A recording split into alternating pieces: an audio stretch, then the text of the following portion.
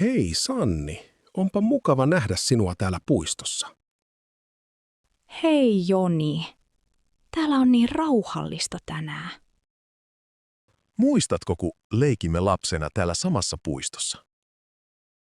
Totta kai, me kiipeilimme paljon kiipeilytelineissä. Sinä olit aina nopein kiipeämään. Minä taisin joskus jopa pudota alas, muistatko? Muistan, olit rohkea, enkä nauranut silloin. Hyvä niin, muuten olisin nolostunut.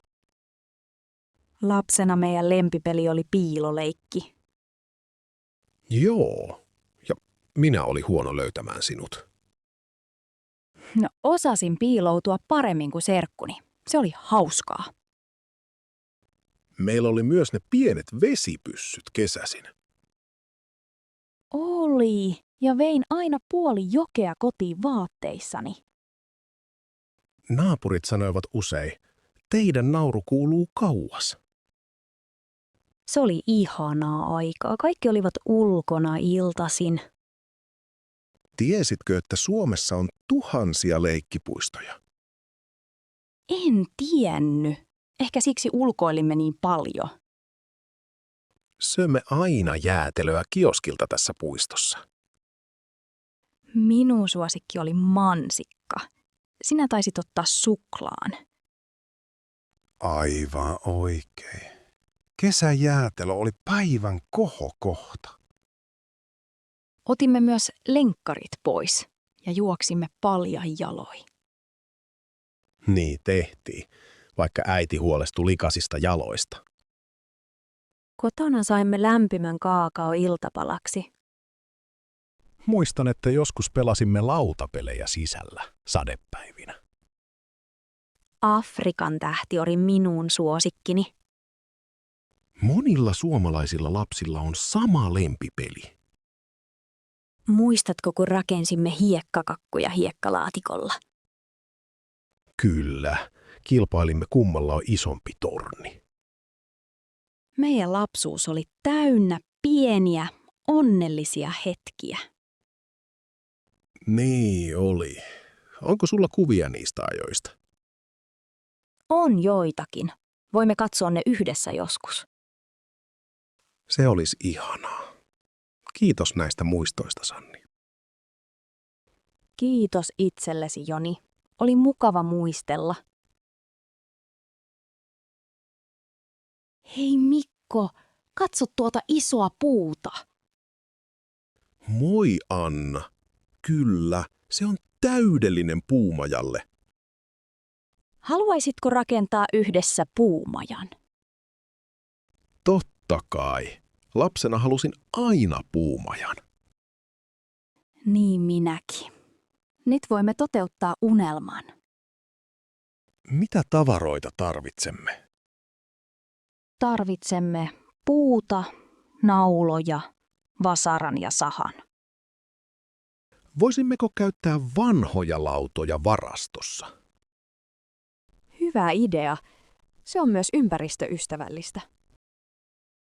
Onko sinulla piirustuksia tai suunnitelmaa? Tein pienen piirustuksen vihkooni. Haluatko katsoa? Totta kai. Näytä minulle piirros. Ajattelin, että maja voisi olla 3 metriä korkea. Se kuulostaa turvalliselta ja hauskalta. Voimme rakentaa myös pienen ikkunan. Ja laitamme portaat, että sinne on helppo mennä. Puu näyttää vahvalta. Kestää varmasti majan. Suomalaisissa pihoissa on usein puumajoja. Se on totta. Lapissa on joskus jopa lumimajoja. Hauska tieto. Voimme koristella majaa myöhemmin.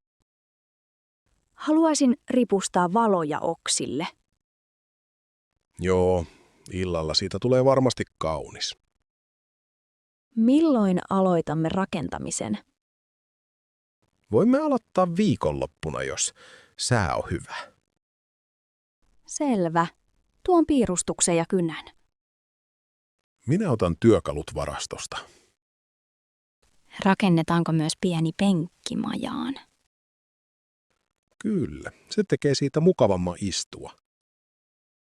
Voimme juoda siellä kahvia yhdessä. Niin, kuin suomalaiset mökillä. Se on rentouttavaa.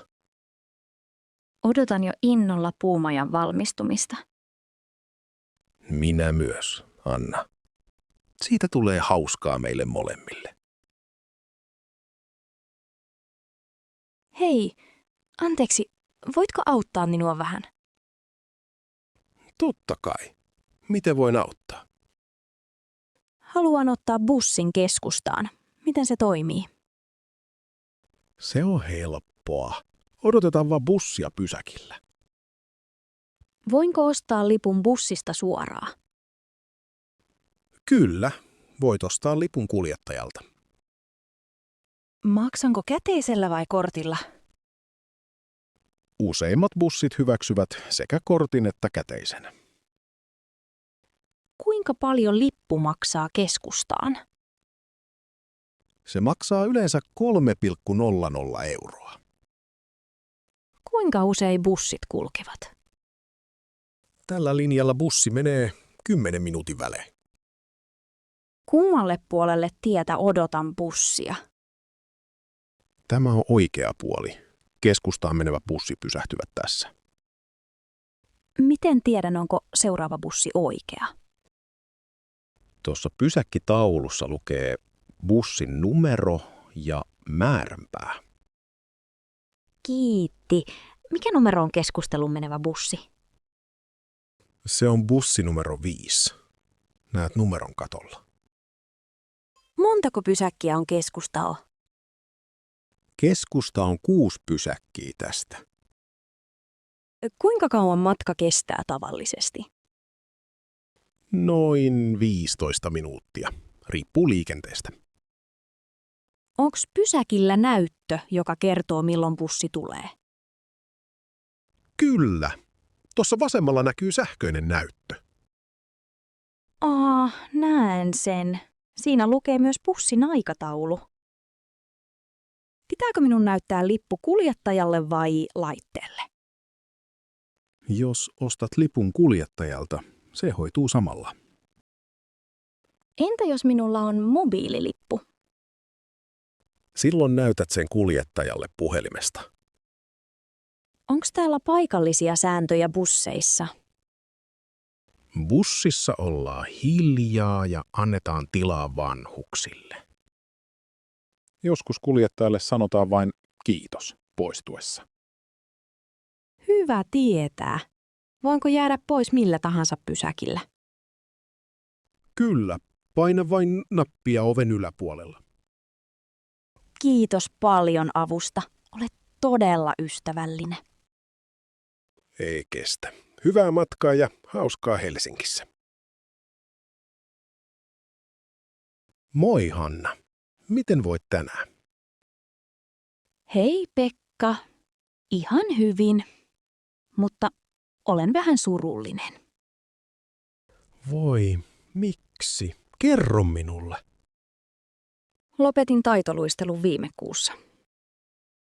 Oho, en tiennyt. Miksi lopetit?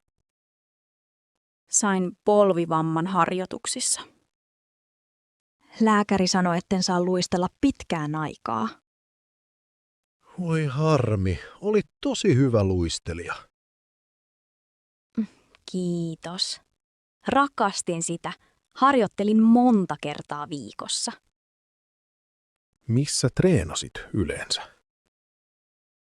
Harjoittelin Oulun jäähallissa. Oulu on tunnettu talviurheilusta. Niin on. Taitoluistelu on suosittua täällä. Olen harrastanut sitä 6-vuotiaasta asti.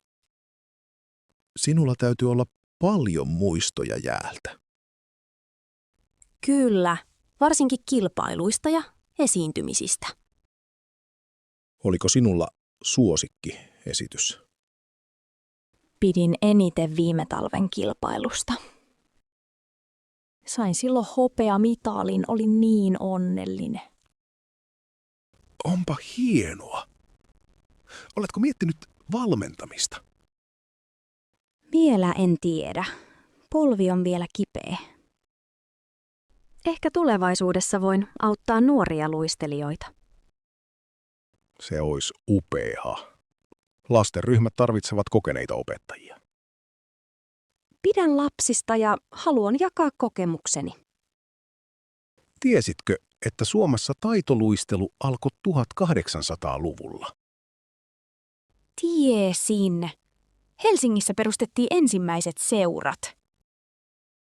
Nykyisin suomalaiset luistelijat menestyvät maailmalla. Kyllä, esimerkiksi Kiira Korpi on suosittu luistelija. Monet nuoret pitävät häntä esikuvanaan. Minunkin. Toivon vielä voivani palata jäälle joskus. Uskon, että polvesi paranee. Ole kärsivällinen. Kiitos, Pekka. Yritän olla positiivinen. Voimme käydä joskus katsomassa jääshouta yhdessä. Se on hyvä idea. Kiitos, kun kuuntelit minua. Hei Mika, kiva kun tulit käymään. Hei Anna, kiitos kutsusta. Näyttää herkulliselta. Pöydällä on tuoreita vihanneksia. Olen nykyään kasvissyöjä. Ai jaa. Milloin aloitit kasvisruokavalio? Aloin viime vuonna. Halusin kokeilla ensin kuukauden. Oliko vaikeaa jättää liha pois? Aluksi vähän, mutta nyt olen jo tottunut siihen. Vihanneksissa on paljon makua ja värejä. Pidätkö enemmän paprikoista vai kukkakaalista? Pidän molemmista, mutta tänään haluan syödä paprikaa. Minä syön rihaa usein, varsinkin viikonloppuna. Se on aika tavallista Suomessa. Moni pitää makkarasta. Niin, grillimakkara kuuluu kesään täällä. Tiedätkö, että Suomessa on paljon kasvissyöjiä nykyään? Olen kuullut siitä. Ravintoloissakin on enemmän vaihtoehtoja. Kyllä, nykyään saan kasvisruokaa helposti joka paikasta. Minun on vaikea luopua kalasta. Syön kraavilohta usein.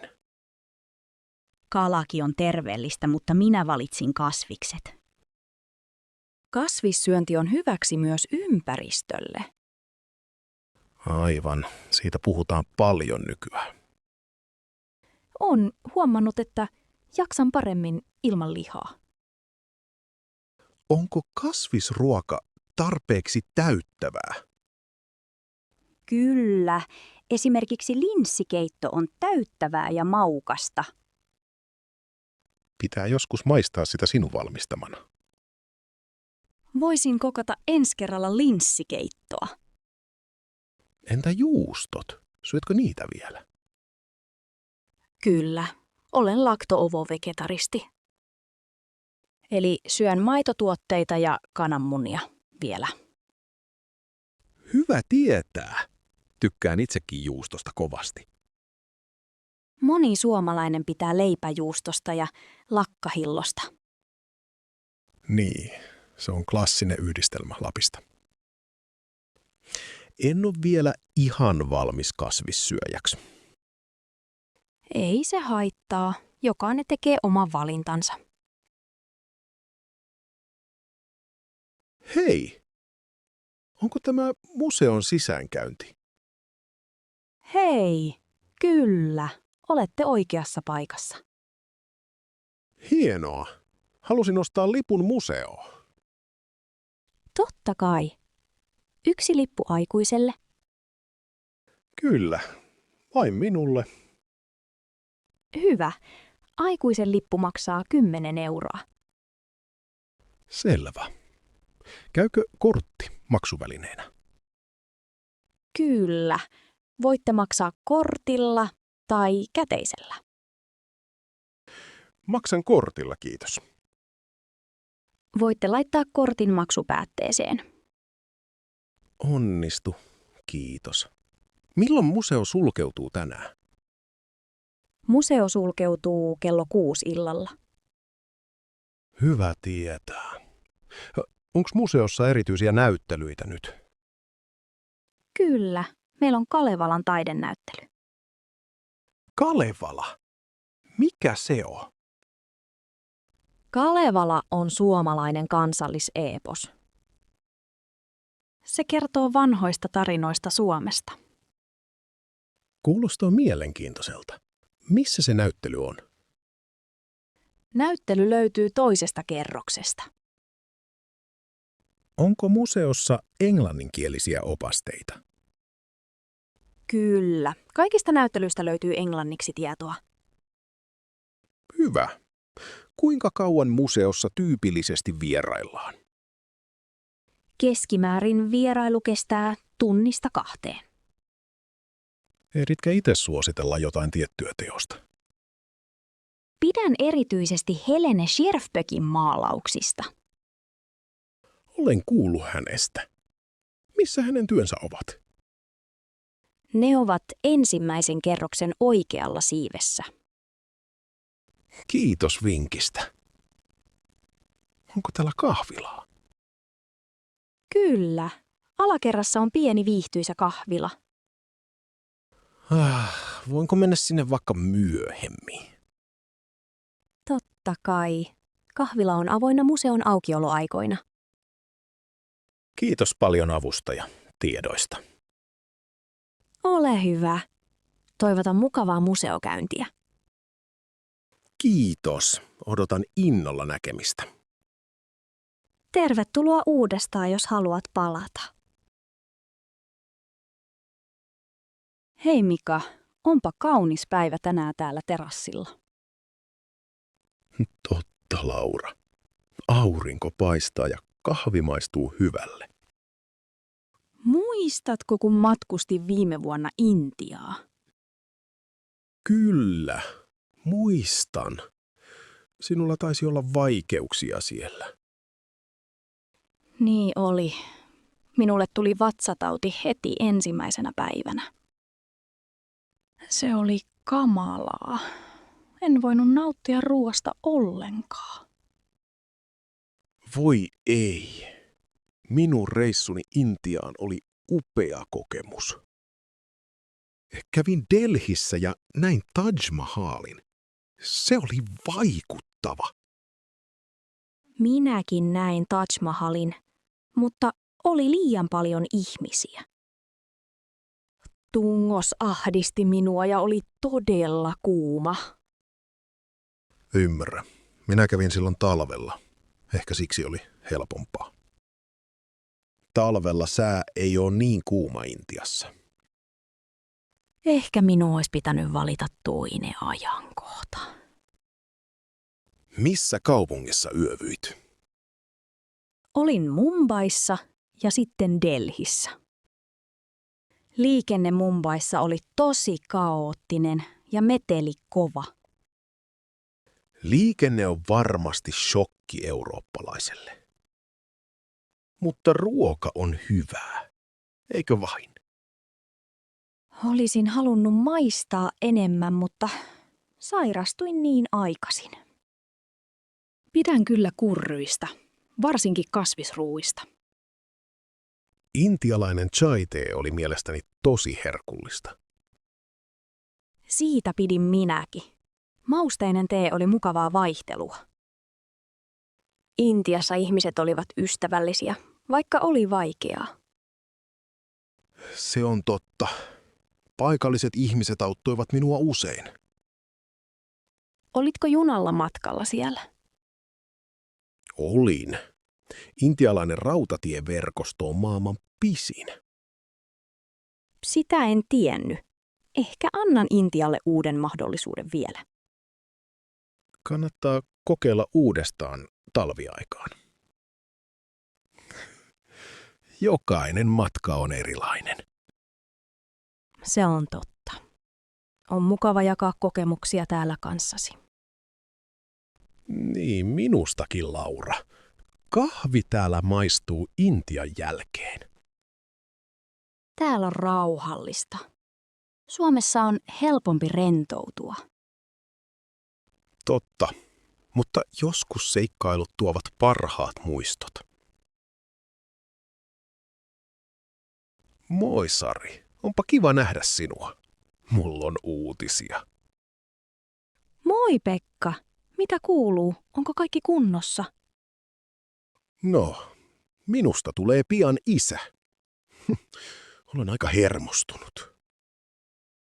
Vau, onnea. Se on iso muutos. Miten sinusta tuntuu? Onnea ja jännitystä. En tiedä, olenko valmis. Se on ihan normaalia. Kaikki isät miettivät sitä. Oletko jo puhunut asiasta kumppanisi kanssa? Ollaan puhuttu paljon. Molemmat olemme vähän peloissaan. Älä huoli. Yhdessä opitte kaiken tarpeellisen. Miten sinä pärjäsit, kun sinusta tuli äiti? Se oli hankalaa alussa, mutta tosi palkitsevaa. Vauvat opettavat paljon kärsivällisyyttä. Miten sait pidettyä arjen hallinnassa? Aloitin helpoilla rutiineilla ja pyysin apua. Entä jos kaikki menee pieleen ensimmäisinä viikkoina? Ei haittaa, virheitä sattuu kaikille. Se kuuluu asiaan. Kannattaa levätä aina kun voi. Kuulostaa hyvältä. Entä yövalvomiset? Ensimmäiset yöt ovat raskaita. Nukkukaa vuorotellen. Onko Suomessa jotain perinteitä uusille vanhemmille? Kyllä, moni saa neuvolasta äitiyspakkauksen. Siinä on vaatteita, peittoa ja muuta tarpeellista. Olen kuullut siitä. Se kuulostaa tosi hyödylliseltä. Se helpottaa alkuun pääsemistä paljon. Entä omasta ajasta?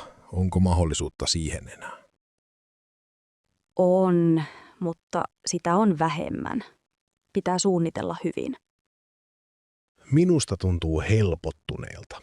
Kiitos vinkkeistä. Tässä, ole hyvä. Muista pyytää apua, jos tarvitset. Ajattelin kysyä vanhemmiltani apua välillä. Se on hyvä idea. Isoäidit ja isoisät auttavat mielellään. Oletko saanut ystäviltäsi apua silloin, kun lapset olivat pieniä? Kyllä. Yhdessä voimme jakaa ilot ja haasteet. Onko joku hyvä kirja tai verkkosivu, jota suosittelet? Neuvolan nettisivuilla on paljon hyödyllistä tietoa. Hei, olen sinun oppaasi Matti. Tervetuloa matkatoimistoon. Hei Matti, olen Anna. Hienoa tavata sinut. Tänään kerron kaikki Australian matkan vaiheet. Kiitos. Odotan matkaa innolla. Ensin lennämme Helsingistä Singaporeen. Onko lento pitkä? Kyllä, melko pitkä. Se kestää noin 13 tuntia. Moi, se on todella pitkä matka. Singaporessa vaihdamme lentokonetta Sydneyin. Kuinka kauan olemme Singaporessa? Siellä on vain 2 tunnin vaihto. Sydneyssä vietämme 3 päivää. Mitä näemme Sydneyssä? Käymme oopperatalossa ja Bondi Beachillä. Mahtavaa! Olen nähnyt kuvia oopperatalosta. Sinne on opastettu kierros rakennuksen sisällä. Se kuulostaa kiinnostavalta. Käymme myös Blue Mountains-vuorilla. Pidän luonnosta. Saako siellä patikoida? Kyllä. Siellä on helppoja vaellusreittejä. Sen jälkeen lennämme Cairnsiin, pohjoiseen. Onko siellä rantoja? Siellä on Great Barrier Reef, maailman suurin koralliriutta. Voiko siellä uida tai snorklata? Kyllä, meillä on järjestetty snorklausretki. Hienoa. Olen aina halunnut nähdä koralleja. Australiassa näet monia erikoisia eläimiä. Nähdäänkö kenguruja tai koaloja matkalla? Kyllä. Käymme eläinpuistossa, jossa näet molemmat. Kuulostaa täydelliseltä. Onks vapaa-aikaa myös? Kyllä. Jokaisessa kaupungissa on iltaa omaan aikaan. Kiitos, Matti. Matka vaikuttaa upealta. Ole hyvä, Anna. Kysythän, jos on lisää kysyttävää. Hei, tarvitsetko apua tiskaamisessa? Hei, kiitos. Apu kelpaa aina. On paljon astioita. Matkustatko yksin vai perheen kanssa? Olen täällä mieheni ja tyttäreni kanssa. Entä sinä? Olen yksin, mutta ystävä liittyy huomenna. Tykkään retkeillä. Retkeily on kivaa. Mistä päin olet kotoisin? Asun Tampereella. Ja sinä? Me tulemme Turusta. Ensimmäistä kertaa täällä leirintäalueella. Tämä paikka on suosittu, varsinkin kesällä. Huomasin monta telttaa ja asuntoautoa. Kyllä, moni suomalainen viettää kesää luonnossa. Sauna kuuluu aika usein leirintäalueisiin Suomessa. Täälläkin on sauna. Aiotteko käydä siellä? Kyllä. Mennään varmaan huomenna koko perheen kanssa. Hyvä idea. Saunassa on mukava rentoutua päivän päätteeksi. Oletko ollut täällä ennen? Olen käynyt täällä 2 kertaa aiemmin. Hyvät polut kävellä. Pidätkö vaeltamisesta vai pyöräilystä enemmän?